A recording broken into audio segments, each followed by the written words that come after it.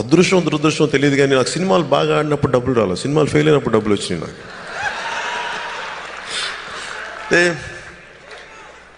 అంటే నాకు ఇంత నేను కష్టపడి ఇంత డబ్బులు సంపాదిస్తే నాకు ఎవరు ఇచ్చేవాళ్ళు? సినిమాలు బాగాలేనప్పుడు బాగా డబ్బులు ఇచ్చేవాళ్ళు. నా సినిమా ఫ్లాప్ అయ్యే కొద్దీ డబ్బులు పెరిగాయి, నా రెమ్యునరేషన్ పెరిగి. నాకు అర్థమయ్యేది కదా, మార్కెట్ పెరిగేది.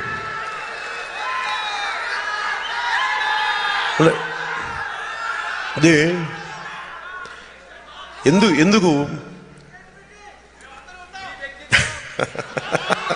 అలాగా ఇది డబ్బులు అడగడానికి రాలా యువర్స్. నేను మీకోసం వచ్చాను. మారుమూల ఉద్దానంకి ఎలా వెళ్ళాను, అనంతపురంకి ఎలా వెళ్ళాను, అరకుకి ఎలా వెళ్ళాను, మారుమూల నెల్లూరుకి ఎలా వెళ్ళాను, తెలంగాణలో ఎలా తిరిగాను, మారుమూల తాండాల్లో. అలాగే నాకు అమెరికా కూడా చెప్పాను కదా, మీకు నాకు మధ్య దూరం 2 గుండెల దూరం. సముద్రాలు దాటిన, ఖండాలు దాటిన మీకు నాకు 2 గుండెల దూరం.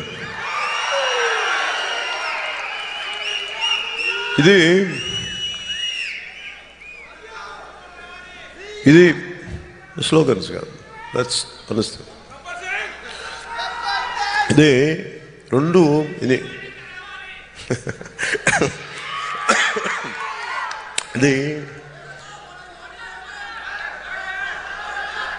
డబ్బులు. అందరూ నన్ను చాలామంది సార్ మనం ఎన్ఆర్ఐ దగ్గర చాలా ఫండ్స్ ఉంటాయి సార్ అంటూ. నాకు చాలా అసహ్యంగా ఉంటుంది ఆ మాట వింటాను. వాళ్ళు ఏమన్నా వాళ్ళు వాకింగ్ టాకింగ్ డాలర్స్ ఏంటి? వాళ్ళు ఏమన్నా నడిచే డాలర్లు వాళ్ళు నిండు మనసున్న మనుషులు, జీవంతో ఉన్న మనుషులు. వారిని సంపదగా చూస్తామా, వారిని డబ్బులుగా చూస్తామా? నాకు అనిపించింది, నేను దానికైతే నాకు అందుకని ఎప్పుడు రాలేదు. చాలామంది చాలా ఇన్ని సంవత్సరాలు పిలిచారు, నన్ను ఎప్పుడు రాలా. నేను ఎప్పుడు ఎవరిని డబ్బులు కలెక్ట్ చేయమని చెప్పను ఎప్పుడు. నేను ఎందుకంటే ఏదైనా ఉంటే అఫీషియల్ చెప్తాను, అది కూడా ఇష్టం ఉన్నప్పుడే. దాని కంపల్షన్ ఏమి ఉండదు. చాలామంది అడుగుతారు డబ్బులు దేనికని. నాతో పాటు పవన్ కళ్యాణ్ స్పీచ్ ఇవ్వాలంటే ఒకడే వస్తాడా? ఒక 400 మంది కదలాలి, ఒక 40 కార్లు రావాలి నాతో పాటు. ఎందుకంటే మన గవర్నమెంట్ పోలీసులు ఇవ్వదు. అమెరికన్ గవర్నమెంట్ మనకి పోలీసు ఇవ్వగలుగుతుంది, కానీ మన సొంత రాష్ట్రం మనకి పోలీసు ఇవ్వదు. అదొక ట్రాజడీ. అంటే సిస్టమ్స్ని ఎంత అందంగా చంపేశారనేది. అమెరికాకి ఇండియాకి తేడా పొలిటికల్. ఒక్క వ్యక్తి అని కాదు, ఒక్క ముఖ్యమంత్రి అని కాదు. ఇట్స్ నాట్ అబౌట్ ఇది ఒక సిబిఎన్ అని ఆయనని కాదు, ఒక వ్యక్తి అని కాదు. నేను వ్యక్తులు, ఎందుకంటే బయట దేశంకి వచ్చాక మన రాష్ట్రాన్ని, మన దేశాన్ని నాకు కించపరచు, నాకు ఇష్టం లేదు. అది మన ఇంటి సమస్య. అక్కడ ఎవరిని ఏమనాలో ఒక చాలు కదా. Thank you. ఎందుకంటే ఎవరిని ఏమనాలో అది మన ఇంటి సమస్య. మన ఇంటికి వెళ్ళాక అక్కడ తెలుసుకుంటాం ఎవరిని ఏమనాలో. కానీ దేశం హద్దులు దాటాక మనం చెప్పుకోదలుచుకుంది మన దేశం తాలూకు విశిష్టత, గొప్పతనం, మనకి ఆశ్రయం ఇచ్చిన అమెరికా దేశం తాలూకు గొప్పతనం, దాని ఉదారత్వం, దాని ఉదార స్వభావం.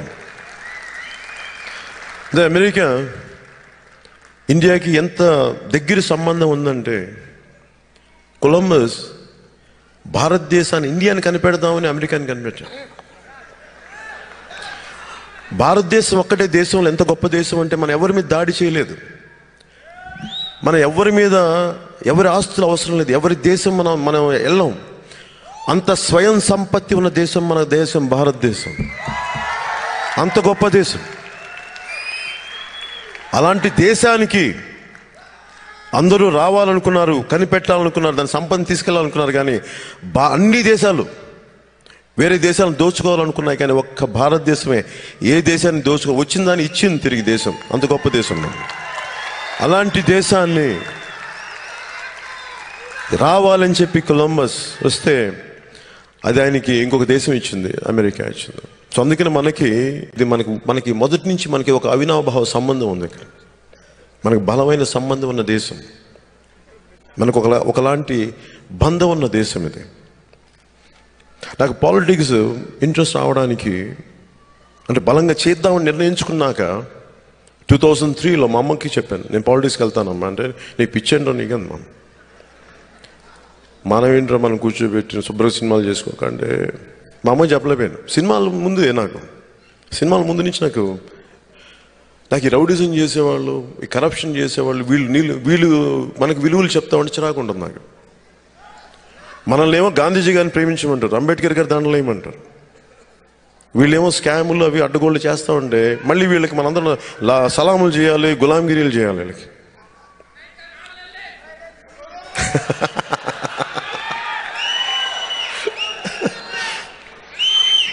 కానీ నాకు అనిపించింది వీళ్ళందరితోటి మనం చేయాల్సింది ఇంకెక్కడొచ్చింది నేను మా అమ్మ చెప్పాను 2003లో నేను వెళ్తానంటే. ఆ రోజున నేను చదువుకుంది ఎందుకు అమెరికా సంబంధం ఉన్నానంటే, నాకు చిన్నపాటి రూమ్ ఉండేది, నా స్టడీ రూమ్. దాంట్లో నేను చదివింది Martin Luther King junior and biography, Abraham Lincoln, Thomas Jefferson, Henry David Thoreau, Walden Paul. అంటే గాంధీజీ గారికి సివిల్ ఒబీడియన్స్ మీద అవగాహన కల్పించిన వ్యక్తి హెన్రీ డేవిడ్ థోరో. ఇంతమంది అమెరికన్స్ నా జీవితం మీద అంత ప్రభావితం చూపించారు. అలాంటి దేశానికి ఇక్కడ రావడం నాకు నిజంగా చాలా ఆనందంగా ఉంది. వచ్చి ఇలాగ మాట్లాడటం ఇంకా ఆనందంగా ఉంది.